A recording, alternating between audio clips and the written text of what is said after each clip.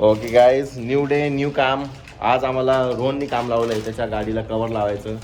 हे जे कवर आहे भाऊच्या घरी आलं होतं आणि ते आम्हाला आज त्यांनी लावायला सांगितलं आहे.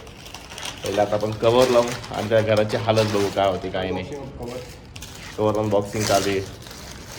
भाऊ कसली अनबॉक्सिंग करतो कवरची. हो बापरे. गाईज कवर्समध्ये आम्हाला एक कपडा पण भेटलाय. हां, आणि कपडा मी वापरून घेतलेला आहे गाईज जस्ट नाव. नाही माझ्याकडे आहे कपडा. गाईज महत्त्वाची गोष्ट आम्हाला सापडली आहे. कोणीतरी त्याची तंबाखूची पुडी इथं सोडून आलेली आहे, काय माहिती कोण आहे. आणि त्याच्यात थोडी तंबाखू पण आहे विथ चुना.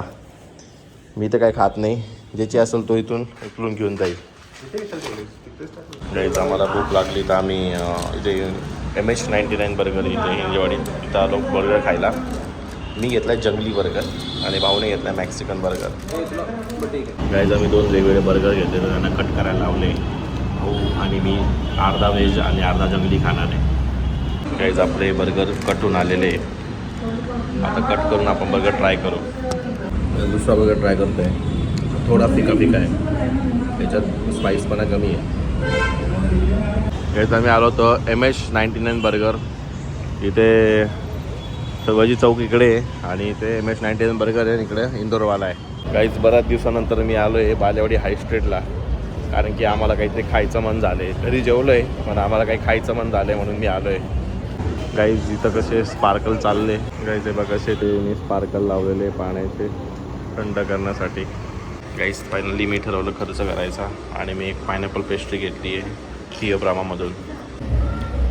गाईज फायनली मी एवढ्या महागाचा 140 रुपयाचा केक घेतला पेस्ट्रीचा.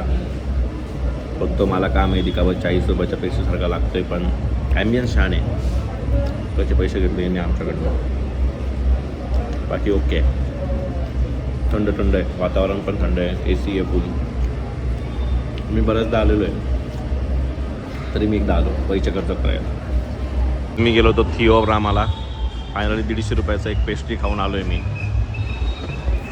स्वतःला श्रीमंत दाखवण्याच्या नादात मी एक पेस्ट्री खाल्ली आणि मी गरीब झालो.